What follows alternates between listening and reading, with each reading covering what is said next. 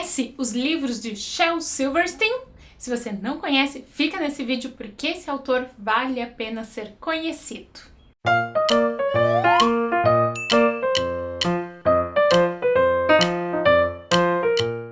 Olá, eu sou a Bel e este é o Conta Outra. Aqui a gente fala sobre literatura infantil. E o vídeo de hoje faz parte de uma série que está sendo construída ao longo da história deste canal, onde eu trago para vocês alguns autores de literatura infantil que valem a pena ser conhecidos pelas crianças e pelos papais e mamães que leem para as crianças também. E para você ficar sabendo sempre que entrar um vídeo novo aqui no canal, e especialmente um vídeo desse tema, eu quero te convidar a se inscrever e ativar as notificações para ficar sabendo sempre que entrar um vídeo novo por aqui. Ah, e você também pode me acompanhar lá no Instagram, lá a gente conversa mais de pertinho. Inclusive, lá nas últimas semanas, meses, né, há um tempo atrás, eu mostrei todos os livros que eu vou mostrar hoje aqui nesse vídeo, né, mas mostrei assim mais de pertinho, dando a minha impressão e contando um pouco sobre como eu acho e por que eu acho os livros desse autor, do Shel Silverstein, tão legais para as crianças. Mas então vamos lá! Se você não conhece, nunca ouviu falar, Shel Silverstein foi um poeta, músico, compositor, cartunista e também autor, escritor de livros infantis. Ele nasceu em 1930 em Chicago e ele começou a escrever com 12 anos. E quando ele tinha uns 30 anos, lá em 1961, ele publicou o seu primeiro livro, que não era infantil. Inclusive a carreira dele, ela iniciou assim, de um jeito meio estranho para alguém que acabou escrevendo para crianças. Ele, numa época, escrevia para Playboy. Pois é, eu não sei bem o que ele escrevia porque eu não quis procurar, mas ele tinha uma coluna, ele fazia alguns textos para a revista Playboy lá em 1900 e início. Enfim, depois deste primeiro livro que ele escreveu, que a gente não tem em português, mas o nome é Uncle Shelby's ABC Book, que quer dizer Tio Shelby ABC. Eu, quando vi esse nome, vi esse título, achei até que era um alfabetário, algum livro assim, realmente achei muito que era um livro infantil, até porque é um livro com ilustração, um livro ilustrado. Mas não é. Esse livro, até na chamada dele, diz que ele é um livro para adultos, porque ele traz bastante conteúdo ali que não é bacana para as crianças. Mas depois deste livro, então, o Shel Silverstein foi convidado para escrever para crianças, porque esse livro chamou a atenção, dos editores, e eles viram que não, cara, tu tem um jeito aí, quem sabe tu tenta escrever para crianças agora. E aí ele começou a sua carreira na literatura infantil, e ele começou a carreira com Leocádio, o leão que mandava bala, que é este livro aqui, que é um livrão que eu recebi inclusive pelo Clube Quindim, e esse foi o livro que eu mais me surpreendi, porque foi o último que eu conheci do autor e foi o primeiro que ele escreveu. Então eu esperava que ele fosse mais parecido com os outros, mas ele é bem diferente, assim, em estrutura de livro.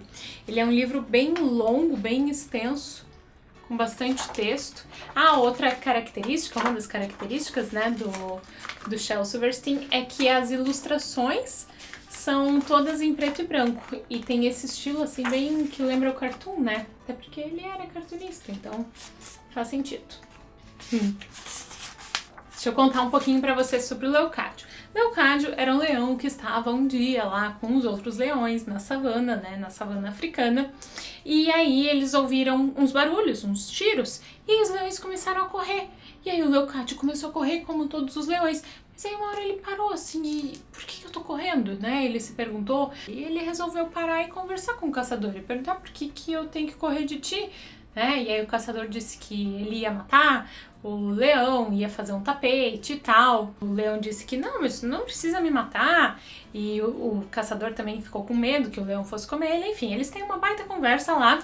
E aí o caçador, ele diz então pro Leocádio que não vai mais matar ele, mas ele tenta atirar depois, porque o caçador não era assim uma pessoa muito confiável. E aí ele não tinha bala, sei lá, deu um problema, não funciona. Aí ele pede pro Leocádio esperar só um pouquinho, deixa eu carregar aqui a minha espingarda pra eu poder atirar em ti. E aí o Leocádio disse que não. E aí o Leocádio come ele. E aí ele fica com aquela coisa grande que cospe fogo, que é a arma. E aí é que começa a história. Porque aí o Leocádio ele resolve tentar mexer naquilo, e ele vai tentando, assim, super persistente, resiliente, né? E vai tentando mexer naquela arma, e ele começa a aprender a atirar. Acabam vindo outros caçadores, então ele dá um jeito, né, de conseguir ali as armas dos outros caçadores e a munição dos outros caçadores, e vai treinando, praticando, até que ele se torna o melhor caçador do mundo inteiro. Eu gosto muito da escrita desse autor, o jeito como ele escreve é muito gostoso de ler. Ele conversa, né, com o leitor. Ele diz assim: e você acha que ele era um bom atirador? Bom, só o melhor do mundo, apenas isso. Só o melhor atirador do mundo inteiro. E como ele fazia para conseguir munição? Ora, toda vez que acabavam as balas, ele comia outro caçador, pegava as balas dele e ia treinar mais um pouco. Então esse livro tem essas coisas assim, um pouquinho mais... quando eu tava lendo, eu fui lendo ele em voz alta pro Juliano, meu marido, ele ficou um pouco escandalizado, porque ele fica um pouco assim, dá pra gente ler essas coisas pras crianças, mas eu acho que é legal, sabe? Porque não é uma coisa que a gente tá ensinando pras crianças uma maldade, é um humor. Vocês conseguem entender? Não sei qual é a opinião de vocês sobre isso, assim, sobre, claro, aqui tá falando de caça, né, de matar, de pegar ali a munição e atirar, né, temas assim que a gente costuma não enfatizar muito, não trazer muito para as crianças. Mas esse é um livro de 1963, né, e a caça a leões, a caça na África, a caça é uma realidade. E aí então Leocádio, né, sendo esse super atirador, acabou ficando conhecido. E teve um dia que veio um senhor baixinho, gordinho assim, foi entrando lá na savana, e o Leocádio já estava lá, né, a postos, pronto para atirar nele. E aí ele disse: espere um pouco, não atire em mim! O homem gritou. E o jovem leão respondeu: por que não? O homem disse: porque não sou um caçador, tenho um circo e quero que você venha comigo para trabalhar nele. Que circo, que nada, respondeu o jovem leão. Não quero ficar numa jaula no seu circo velho. Você não ficaria numa jaula, gritou o homem do circo. Você pode ser meu atirador. Atirador, estirador, tocador de couve-flor, disse o jovem leão. Já sou um grande atirador, sou o maior atirador da selva. Venha comigo, seja rico, famoso e feliz. Venha ser o maior leão do mundo. Bem, disse o jovem leão, se eu for com você, ganho um marshmallow? Bom, e aí, né, o homenzinho do circo conseguiu convencer ele. E aí tem toda a história do Leocádio na cidade, trabalhando no circo e toda a sua transformação e a sua humanização.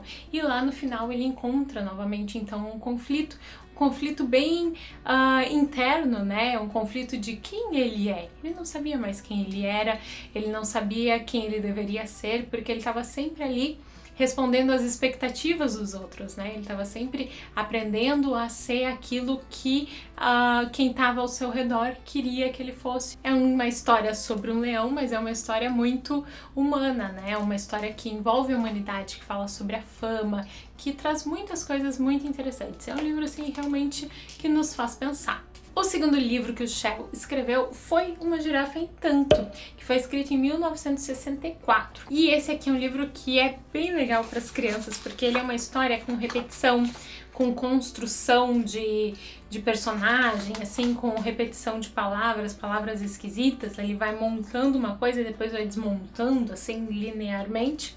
E é um livro bem divertido. Esse é legal até para os leitores mais pequenininhos. Ó, começa assim. Se você tiver uma girafa muito safa e esticar o pescoço dela, que espanto! Você terá uma girafa e tanto. Se lhe puser um chapéu barato, em que dentro mora um rato, você terá de fato uma girafa e tanto com chapéu de rato. Se der a ela um terno chique, você vai ter um chilique, pois é certo então que fique uma girafa e tanto de chapéu de rato e de terninho chique.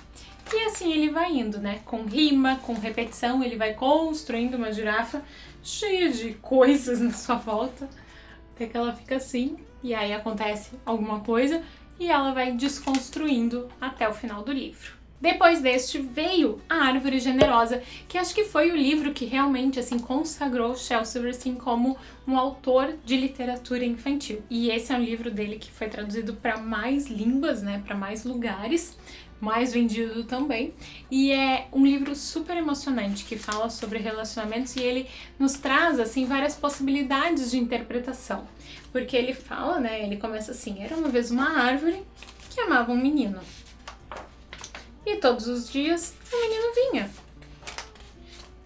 juntava suas folhas e com elas fazia coroas de rei, com elas brincava de rei da floresta, subia em seu grosso tronco, balançava em seus galhos, comia suas maçãs e eles brincavam de esconder.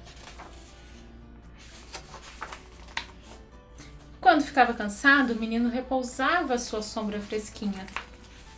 O menino amava a árvore e a árvore era feliz.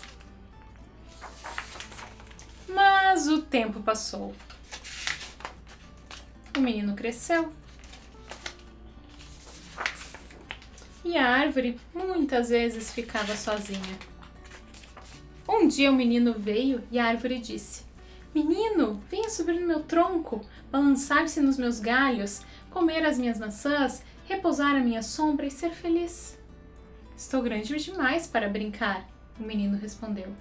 Eu quero comprar muitas coisas, quero me divertir e preciso de dinheiro. Você tem algum dinheiro que possa me oferecer? Sinto muito, disse a árvore, mas eu não tenho dinheiro. Tenho apenas minhas folhas e tenho minhas maçãs. Mas leve as maçãs, menino. Vá vendê-las na cidade. Então você terá dinheiro e será feliz. É aí que vai começando a ficar complicado esse relacionamento da árvore e do menino, né? Um relacionamento que a gente pode pensar, né, remeter isso a um relacionamento abusivo, ou até pensar, né, na generosidade da árvore, que é o título da história, que está sempre disposta a dar a parte de si, a dar aquilo que ela tem para ver o outro feliz.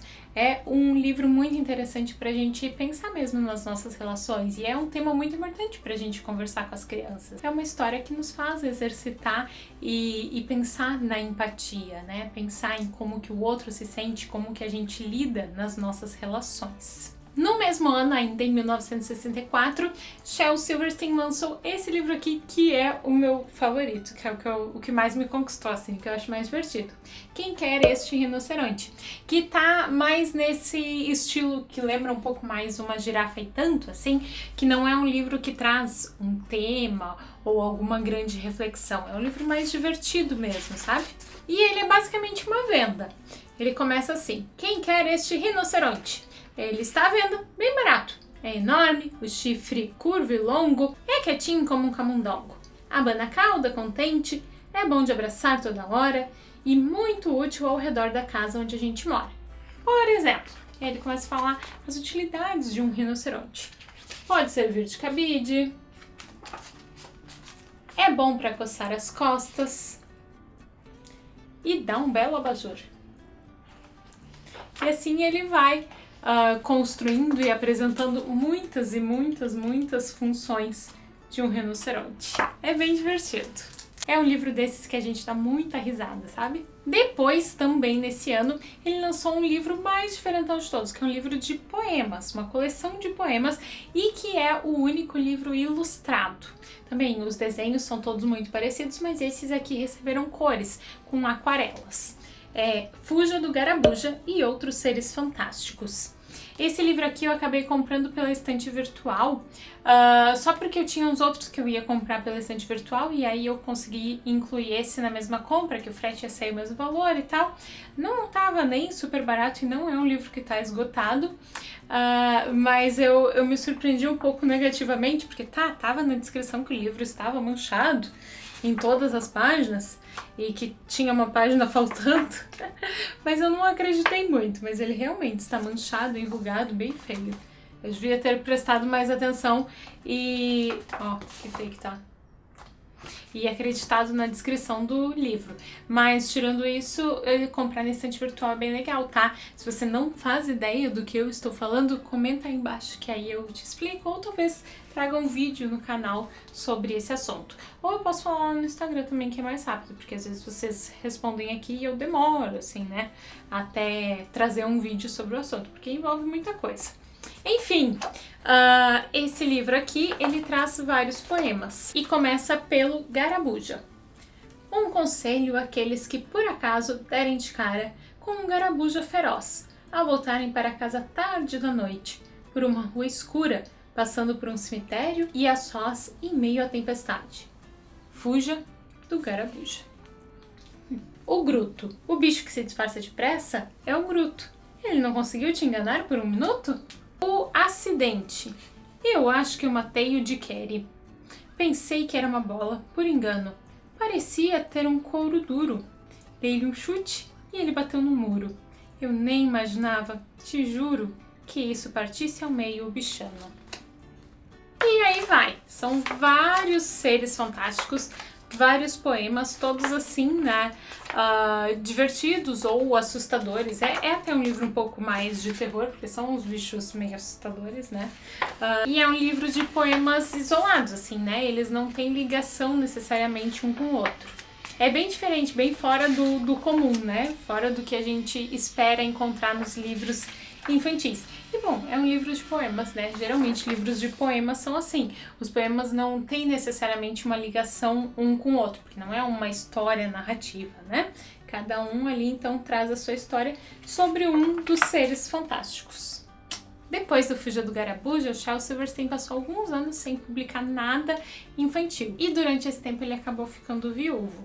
Ele perdeu a esposa assim até bem jovem e ele tinha uma filha bem pequenininha. E mais ou menos um ano depois dele ficar viúvo, ele lançou A Parte que Falta, que acho que é o livro mais famoso dele aqui no Brasil, porque alguns anos atrás, quando ele foi lançado pela Companhia das Letrinhas, ele tinha sido editado antes pela Kozak Naif, talvez tenha sido nessa edição anterior, que ele ficou bem famoso. Tem até um vídeo aqui no YouTube que a Jujut lê esse livro e se emociona e tal. Eu lembro de ter conhecido o Shel Silverstein nessa época. A Parte que Falta é um livro que lembra um pouco mais a Árvore Generosa, porque ele traz assim uns conflitos, né, mais humanos da nossa vida com os outros. Esse livro conta então a história desta bolinha, né, que falta uma parte. Faltava ali uma parte e ele não era feliz. Então partiu em busca de encontrar a outra parte. E enquanto rolava, cantava esta canção. Oh, busco a parte que falta em mim, a parte que falta em mim, ai, ai, yo, e assim eu vou, em busca da parte que falta em mim. Eu não sei cantar, né? Mas tá, enfim. Às vezes ele torrava ao sol, mas logo caía uma chuva refrescante. E aí essa bolinha, né, ela vai rolando, rolando, e aí ela encontra algumas pessoas, né, alguns seres pelo caminho, até que ela encontra uma parte. E aí ela conversa com essa parte e vê se a parte quer se encaixar nela, mas daí dessa não dá muito certo. Aí depois ela encontra outra parte e tenta encaixar, mas não encaixa. E assim vai indo até que ela encontra uma parte que encaixa perfeitamente. Mas o estar junto com essa outra parte, o estar completa, acaba sendo um pouco diferente do que ela esperava. E aí, eu não vou contar o final da história, mas é um livro que é bem interessante, assim, da gente ler, porque ele fala bastante sobre a gente se bastar e também sobre o relacionamento com os outros. E até quando eu li esse livro, eu me incomodei um pouco, porque eu logo pensei muito no relacionamento, assim, de casamento, por exemplo. E aqui ele dá muito essa ideia de que a gente precisa se bastar, porque a gente precisa estar completo, pro outro também estar completo, mas não sei, sabe? Quando a gente tá num relacionamento, num casamento, por exemplo, a gente tem que abrir mão de quem a gente é, para deixar que o outro se encaixe também. É saber se encaixar, né? Saber ceder, saber dar espaço para o outro também. Enfim, esse livro me trouxe muitas reflexões. E depois de alguns anos, em 1981, ele lançou um segundo livro. E se eu não me engano, entre esse período, né, entre o lançamento de um livro e do outro, ele acabou perdendo a filha dele. Então o Charles Silverstein teve uma vida assim bem trágica, bem triste. Eu achei bem triste, né, quando eu pesquisei. Isso tudo foi das minhas pesquisas. Eu nunca ouvi ninguém falando sobre a vida pessoal dele em relação às obras, mas saber disso me ajudou a olhar com outros olhos, especialmente para esses dois livros. E esse último livro, então, que ele lançou infantil, pelo menos dos que a gente tem, né, traduzidos em português, porque ele tem outros que nunca vieram para o Brasil, Foi a parte que falta, encontra o grande O. Aí agora é a história daquela parte que falta, né? É essa parte aqui. E essa parte ela tá à procura de alguém para ela encaixar. E aí ela tenta encaixar, vai procurando, até que um dia ela encontra o grande O. E não tá faltando nada pro grande O. E aí eles conversam e o grande O diz pra ela que talvez ela não precise se encaixar em ninguém. E ele dá umas dicas pra ela, assim, né, do que ela pode fazer. E aí ela vai tentando. Ela vai rolando, se batendo, e ela vai começando a se transformar. Perder as suas pontas. E daqui a pouco ela tá rolando. E aí, olha que legal. Ela consegue rolar junto com o grande O. Acho que esse aqui era o fim realmente que faltava para esse outro livro para eu gostar da mensagem do Shel Silverstein. Eu falei um pouquinho mais sobre esses livros e sobre a obra desse autor lá no blog. E se você gosta de ler as informações, de ter as informações escritas, tem vários posts lá no blog, que é belcontaoutra.com.br/blog. Vou deixar o link aqui na descrição do vídeo. Muito obrigada por assistir o vídeo até aqui, espero que você tenha gostado e segue aqui assistindo os outros vídeos dessa playlist sobre autores infantis. E a gente se vê no próximo vídeo. Boas leituras e boas histórias! Tchau!